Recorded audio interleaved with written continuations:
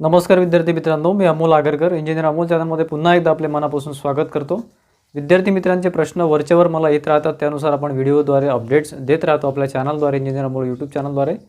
तर मित्रांनो, महाजनको टेक्निशियन 3 त्याबद्दल रिझल्टबद्दल आपण वाट बघत होतो। 20 तारीख त्यांनी सांगितलेली होती, परंतु 20 तारखेला फायनल लिस्ट लागली नाही।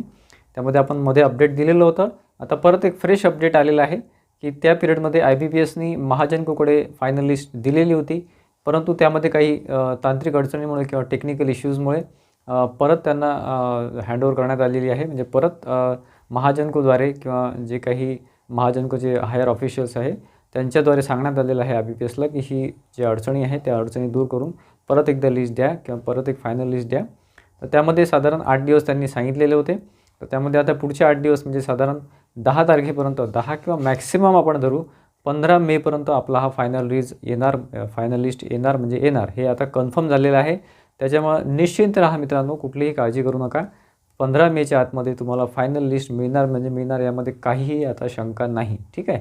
त्यामुळे ज्यांना असं एक्सपेक्टेड असेल की आपला रिझल्ट येऊ शकतो की आपला हे येऊ शकतो, तर त्यांनी 10 किंवा 15 मेपर्यंत त्यांनी प्रतीक्षा करावी कृपया।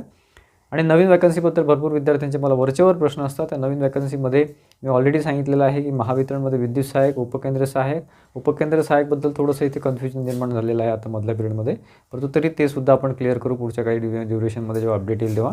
आणि JEEची वॅकन्सीसुद्धा याच्यामध्ये शक्यता दिसते आहे आता, JEE इलेक्ट्रिकल आणि सिव्हिल महावितरणमध्ये। त्यानंतर महाट्रान्सकोमध्ये कुठलीही वॅकन्सी नाही।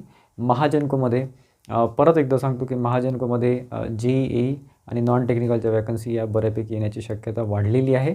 तुम्हाला ऑफिशियल अपडेट साधारण मेच्या पहिल्या किंवा दुसऱ्या आठवड्यामध्ये आपण देऊच।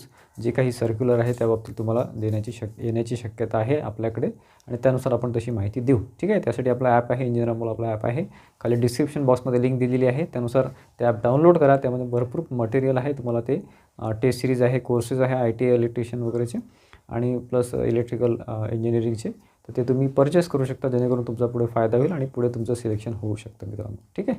तर या व्यतिरिक्त तुमचे काही प्रश्न असेल तर मला कमेंट बॉक्समध्ये कमेंट करा, त्यावर आपण वेगळं उत्तर द्यायचा प्रयत्न करू, वेगळा व्हिडिओ घ्यायचा प्रयत्न करू, जेणेकरून तुमचे सगळे कन्फ्युजन दूर झाले पाहिजे।